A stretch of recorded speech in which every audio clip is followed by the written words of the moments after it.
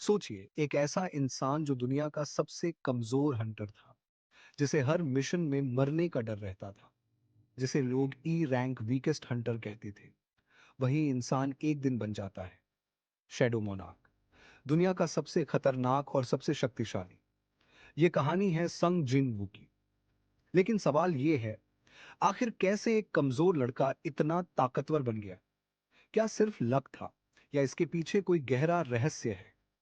आज की इस वीडियो में हम जानेंगे जिन्वू की पूरी जर्नी, आ, उसकी पावर्स, उसका लेवलिंग सिस्टम, और क्यों आखिर में वह सबसे स्ट्रॉन्गेस्ट बन जाता है। तो वीडियो को अंत तक जरूर देखना। सोलो लेवलिंग की दुनिया में अचानक पोर्टल्स खुलने लगे, जिन्हें गेट्स कहा जाता है। इन गेट्स के अंदर मॉन्स्टर्स होते हैं, और इनसे लड़ने के लिए कुछ लोगों को स्पेशल पावर्स मिलती हैं, जिन्हें कहते हैं हंटर्स। हंटर्स को उनकी ताकत के हिसाब से रैंक्स दिए जाते हैं। ई रैंक सबसे कमजोर, D rank, C rank, B rank, A rank, S rank सबसे ताकतवर। अब प्रॉब्लम यह है कि एक बार किसी हंटर का रैंक तय हो जाए तो वह यूजुअली बदलता नहीं है। यानी अगर कोई ई रैंक है तो वह हमेशा ई रैंक ही रहेगा। और यहीं पर आते हैं जिन्वू, जो कि थे ई रैंक हंटर और सबसे कमजोर। वह इतना कमजोर था कि उसे छोटे से छोटे डंजन में भी इंजरी हो जाती थी, लेकिन फिर भी वह हंटर बना, क्योंकि उसे अपनी मां का इलाज कराना था। Double dungeon incident. एक दिन जिन वू एक लो रैंक डंजन रेड में जाता है, लेकिन अंदर उन्हें एक हिडन डंजन मिलता है, जिसे कहते हैं डबल डंजन। यह जगह बहुत खतरनाक होती है। अंदर जायंट स्टैचूज होते हैं, और एक ऐसी डेडली ट्रायल शुरू होती है जहां लोग एक एक करके मरने लगते हैं।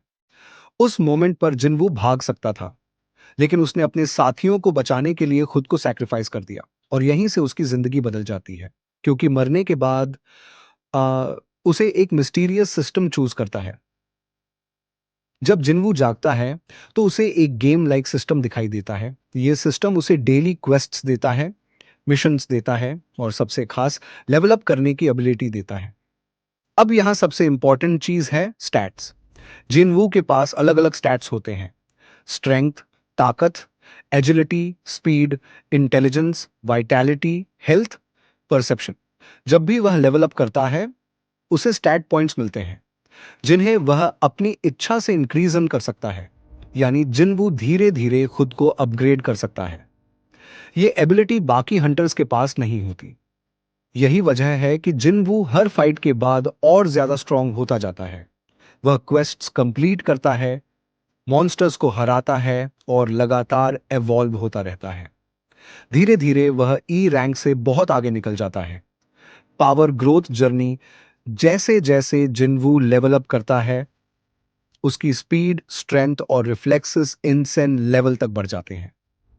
अब वह सिर्फ सरवाइव नहीं कर रहा, बल्कि एनिमीज को डोमिनेट कर रहा है। वही पावरफुल डंजन्स क्लियर करता है, बॉस मॉन्स्टर्स को हराता है, और दुनिया को यह दिखाना शुरू कर देता है कि वह कई पावरफुल शैडोज, ये आर्मी अनलिमिटेड ग्रो कर सकती है।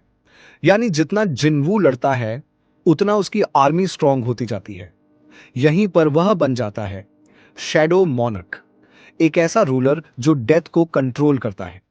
अब सवाल है, why Jinwoo is the strongest? अब सबसे बड़ा सवाल, जिन्वू आखिर स्ट्रॉन्गेस्ट क्यों है?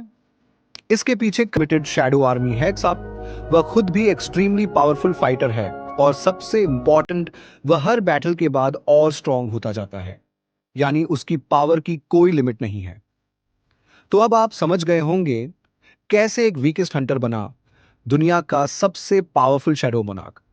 लेकिन अब सवाल आपसे, क्या जिन वू एनिमे हिस्ट्री का सबसे स्ट्रॉन्गेस्ट कैरेक्टर है, या कोई उससे भी ज्यादा पावरफुल है? कमेंट में जरूर बताना। अगर वीडियो पसंद आई हो तो लाइक करें, चैनल को सब्सक्राइब करें, और मिलते हैं अगली वीडियो में।